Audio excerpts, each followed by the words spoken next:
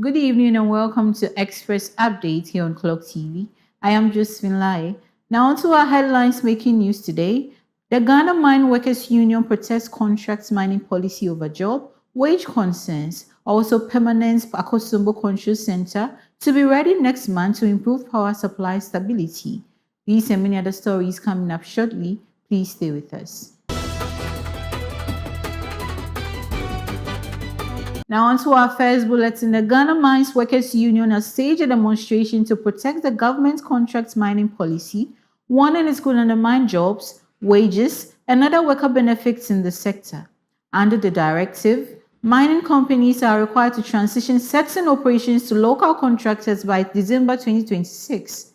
In an interview, the union's General Secretary, Abdul Mumin Bana, said local participation in the mining industry must not come at the cost of workers' welfare and hard-won labor protections. But the reason why we are here this morning is essentially to register our revulsion, our disappointment about government's directive on contract mining. Our strongest view is that contract mining has not served our best interest. The directive is for mining companies who are doing owner mining to transition to contract mining. What we are saying is, as a condition precedent for that transition, workers' issues have to be considered. What are our issues?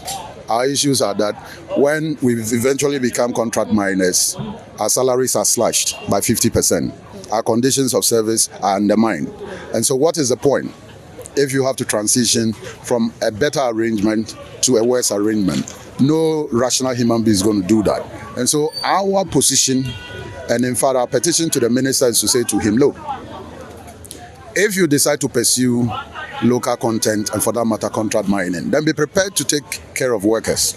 And so the workers must be at the center of every policy consideration. Anything short of that, I'm sorry, we're not prepared to accept it. And so we have signaled that beginning 1st of September, some of our mining companies, our members will begin wearing red armbands to indicate our revulsion and our disappointment about this directive. Subsequently, we will stop work completely across the industry because look, nobody's going to do this for us. We have to do it for ourselves. This is never what we bargained for. Local content was not intended to impoverish workers. Local content was to empower and create more value for Ghana. But today we are being impoverished. Today a few people are being taken good care of. They are being enriched at the expense of the majority. The union stands in total opposition to that position, and our view is that the minister and by extension his government must reconsider their stance. Well, local content, according to their definition, is the participation of Ghanaians in the business of mining.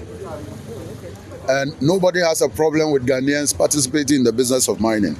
Our problem is that we cannot use contract mining to enrich a few people at the expense of workers. We can't do that. If we want to pursue contract mining, if we want to pursue local content, then the benefits of mining must be equitably distributed. Anything short of that, in our view, is just an agenda to enrich a few individuals in the system. And we are not going to create oligarchs in this country. We're not going to create or replace supposedly a white-dominated or a white supremacy kind of arrangement of our mining industry for black supremacy. That we will not accept. The ordinary Ghanaian worker, the ordinary mine worker, is the one that keeps the mining industry intact. All the gold that you hear, and Gold Board is so crazy about, trading gold. And Bank of Ghana is keen about currency stabilization. All of these. Say thank you to the mine worker the next time you meet him. We make sure that happens.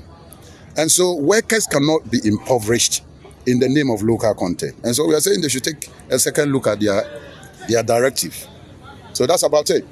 The union also submitted a petition to the Bank of Ghana demanding the immediate release of more than 380 million Ghana cedis in locked-up funds belonging to over 19,000 mine workers.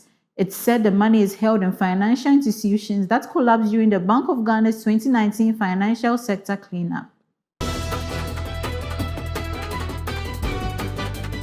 Away from that story, the Minister for Energy and Green Transition, John Abdullahi Jinapor, says a permanent control sector for the Akosombo power plant is expected to be ready next month to improve the stability of power supply nationwide. Speaking at the commissioning of the new PURC building in Accra on Thursday, August 20, the minister linked the recent outages to a fragile temporary system installed at the Akosombo plant following an explosion which occurred at the Gridco substation in April this year. To some more news, the Minister for Sports and Recreation, Kofi Adams, has announced government's plans to construct 10 new mini stadiums across Ghana as part of efforts to address the country's sports infrastructure deficit. He made the announcement at the 32nd Ordinary Congress of the Ghana Football Association in Prampram. The initiative, he said, aligns with the government's 24-hour economy agenda, which seeks to maximize the use of public infrastructure, create economic opportunities, supports Ghanaian football, and provides suitable environments for nurturing young talents. Let me announce that His Excellency the President, during his campaign, promised to build 6 mini stadia for the 6 new regions. I dare tell you that His Excellency has since reviewed that decision and he is no more going to build the 6 mini stadiums. He is going to build 10. So the Western North region will have 1, Oti region will have 1, Ahafo will have 1, Bono East will have 1, Savannah will have 1, Northeast will have 1. These are the new regions. Upper East will have 1, Upper West will have 1, and then Volta region will have another 1, making 10. And this will have all other facilities in there, including gyms, for you to be able to utilize. The finance minister has issued commencement authorization, and we are going through the processes to get these contracts awarded, and they will move to site immediately. Now on to our last bulletin. China has sentenced 67-year-old founder of property giant Zhu Jiayin to life in prison and fined its company Evergrande Group more than $2 billion on Thursday for crimes including large-scale financial fraud. According to the court, between 2016 and 2021, Evergrande and Zhu were said to have violated national laws by engaging in continued large-scale financial fraud and other means to inflate assets and conceal liabilities. The court also said the parties gained control of financial institutions through bribery without naming the institutions. And this is all we have for you on Express Updates. I am Josephine Lai. Do enjoy the rest of our programs.